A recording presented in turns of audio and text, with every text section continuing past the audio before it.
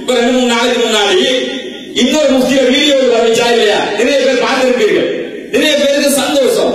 யூசுப் முஃப்தி இப்படி பேசிட்டாரு, மையத்துக்கு பின்னாடி சத்தம் போட்டு கொண்டு போக கூடாதாமே, மார்க்கம் அதத்தானே சொல்லுது, அவர் நவவி இமாம் சொல்லுகிற ஒரு கூட்டை என்று சொல்லி பேசி இருந்தார். கடந்த 2 நாட்களுக்கு முன்பதாக இன்னொரு ஆடியோ அறிவிக்கப்படுகிறது.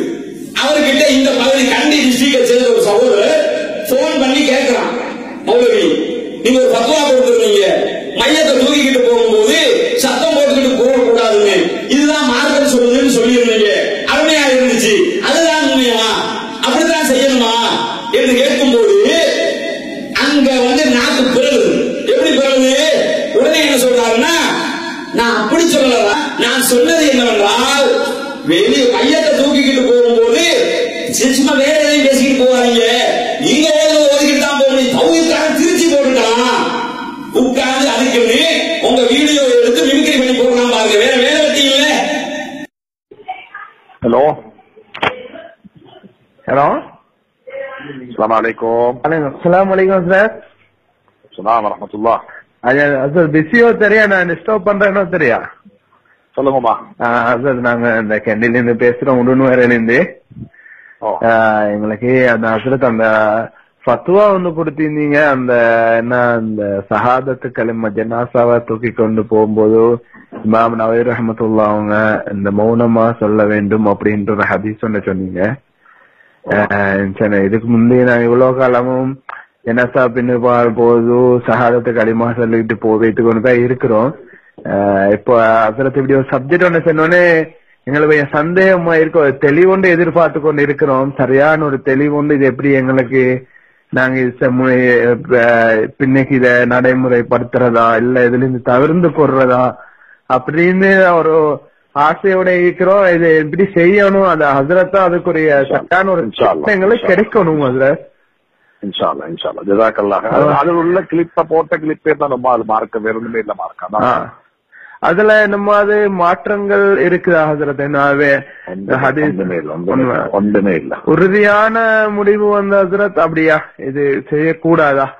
இது உறுதியான முடிவு வேண்டாமா? இது ஜனாசால பங்கெடுக்கிறதே ஒரு சுன்னத்தான ஃபர்து கிஃபாயா வர கர்மம். அதுல ஆட்கள் பேசிட்டு போறாங்க, காட்சி கொண்டு போறாங்க, வச்சுட்டு போறாங்க. இது நான் என்ன இது 2006ஆம் ஆண்டு செஞ்ச பயான், இன்றைக்கு செஞ்ச பயானும் அல்ல, 10 வருஷம் முன்னாடி செஞ்ச பயானம் இது. இது தௌஹீத்கார ஆட்கள் வெட்டி போட்டிக்கிறாங்க. இது யாரு ஓதிக்கொண்டு போறாரா, நான் அவரை குற்றவாளி பாவம் ஹராம் செய்யறாருன்னு சொல்ல வரவும் இல்ல. நான் என்ன சொல்ல வந்தேன்னு சொன்னா, இது ஒரு இமாம் நவவி ரஹ்மத்துல்லாஹ் இப்படி எழுதிக்கிறாங்க, ஜனாசால போகல மௌனமா போங்கன்னு சொல்லி. அதத்தான் நான் சொன்னேன். அல்லாம நீங்க ஓய்வுக்கு போறாக்கெல்லாம் பாவம் செய்றீங்க, விஜய் செய்றீங்க, ஹராத்த செய்றீங்க, குற்றம் நரகத்து போவீங்க, எந்த கதையை நான் காட்சியும் இல்ல, போடவும் இல்ல. இன்னைக்கு நேற்று பண்ணின பயானம் அல்ல, இது 2006ஆம் ஆண்டு பண்ணின பயானுண்ட அவங்களாக எடுத்து மோடிஃபை பண்ணி சோடிச்சு அவங்க போட்டிக்கிறாங்களா விஷயம். எங்களுக்கு அப்படியே இன்னும் கொண்டு வந்துச்சு. அதுல இந்த ஊழியா சம்பந்தமாக உங்களோட ஒரு ஆர்டிகல் தவறா புரிஞ்சு, தவறா நான் சொல்லலாம், அப்படி சொல்லல. அது ஏண்டா எங்களுக்கும் வந்துச்சு, இப்படித்தான் இந்த ஊழியா சம்பந்தமாக, அதாவது காபிர்களுக்கும் ஊழியா கொடுக்கலாம்னு சொல்லி முஃப்தி அவர்களுடைய ஃபத்வா அப்படின்னு சொல்லி. இல்ல இல்ல, அதெல்லாம் ஒரு குழப்பத்துக்கு சமூகம் காத்து கொண்டு இருக்கிறாங்க. அதுல பல விஷயங்கள் இன்னும் ஒன்று போடுங்க ஹஸ்ரத், அதாவது ஹஜ் பிசினஸ் செய்யறத விட ஹராமான பிசினஸ் செய்யறது சிறந்தது அப்படின்ட்டு யூசுப் முஃப்தி அவர்களுடைய ஃபத்வா அவர்கள் பேசியிருக்கிறாங்க அப்படின்னு சொல்லி அது ஒரு சைட்ல மக்களுக்கு மத்தியில குழப்பத்தை ஏற்படுத்தி போறாங்க. இது சம்பந்தமா உங்களுடைய விளக்கம் என்ன ஹஸ்ரத்? சரி ஹசன், கட்டாயம் ஒரு தெளிவு ஒண்ணு வேணும் ஹஸ்ரத் இது சம்பந்தமா. சரி ஹசன், அஸ்ஸலாமு அலைக்கும். நான் என்ன கேட்கிறேன்னு கேட்டா, அவரை அறியாமல் சத்தியம் வெளிப்படுகிறது நவீனா அப்படிதான் சொல்லியிருக்கிறாரு. சொன்னதுதான் அவர் சொல்றாரு.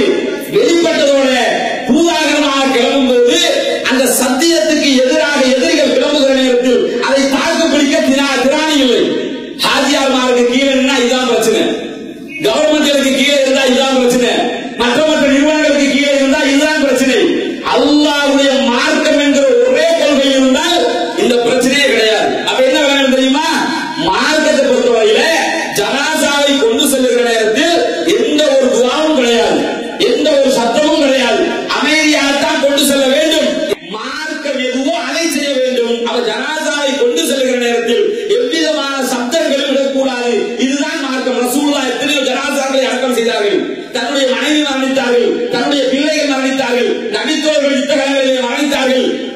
இவர் அனைத்தும்